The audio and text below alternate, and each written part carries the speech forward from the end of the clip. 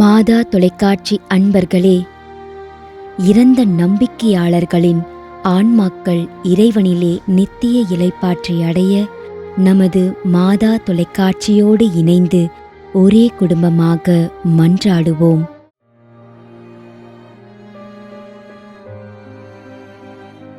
TV. Clement Babu முதலாம் ஆண்டு நினைவஞ்சலி.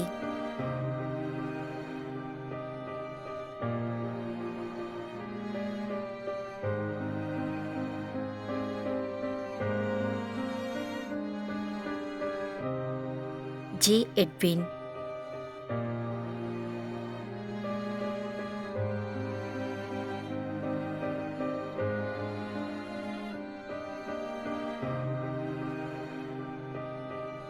திருமதி மரியா அரசி.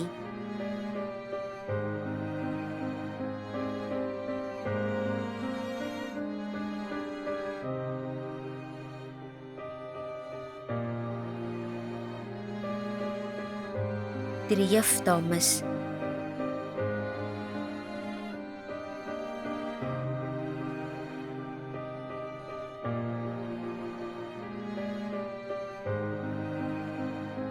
சகாய செல்வி செல்வராஜ்.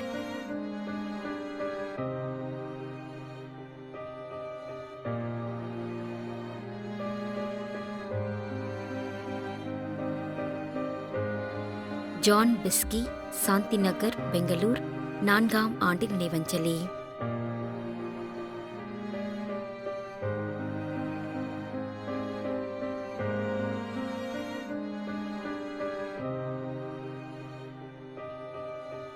Prank Lazarus.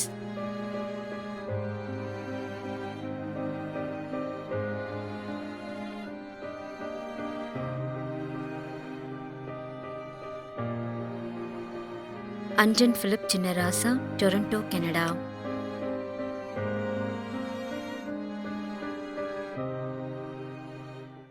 மேலும் யாரும் நினையாத நம்பிக்கையாளர்களின் ஆன்மாக்களுக்காகவும் மன்றாடுவோம். தந்தை, மகன், தூய ஆவியாரின் பெயராலே ஆமென். ஆண்டவருடைய பெயராலே நமக்கு உதவி உண்டு. விண்ணையும் மண்ணையும் படைத்தவர் அவரே. அருள்வாக்கு. திருவெளிப்பாட்டு நூலிலிருந்து வாசகம். அதிகாரம் 14, இறைவார்த்தை 13. விண்ணகத்திலிருந்து ஒரு குரலை கேட்டேன். இது முதல் ஆண்டவரோடு இணைந்த நிலையில் இறப்போர் பேறு பெற்றோர் என எழுது என்று அது ஒலித்தது. அதற்கு தூய ஆவியார், ஆம், அவர்கள் தங்கள் உழைப்பிலிருந்து ஓய்வு பெறுவார்கள், ஏனெனில் அவர்களின் செயல்கள் அவர்களை பின்தொடரும் என்று கூறினார். ஆண்டவரின் அருள்வாக்கு. இறைவனுக்கு நன்றி. நம்மிடையே வாழ்ந்து இறந்து போன இறைவனின் அடியார்களுக்காகவும், மேலும் குறிப்பாக மாதா தொலைக்காட்சி வழியாக நீத்தார் நினைவில் இன்று நினைவுகூரும் இறைவனின் அடியார்கள் அனைவருக்காகவும் மன்றாடுவோம். விண்ணுலகில் இருக்கின்ற எங்கள் தந்தையே, உமது பெயர் தூயது என போற்ற பெறுக. உமது ஆட்சி வருக. உமது திருவுளம் விண்ணுலகில் நிறைவேறுவது போல மண்ணுலகிலும் நிறைவேறுக. எங்கள் அன்றாட உணவை இன்று எங்களுக்கு தாரும். எங்களுக்கு எதிராக குற்றம் செய்வோரை நாங்கள் மன்னிப்பது போல எங்கள் குற்றங்களை மன்னியும்.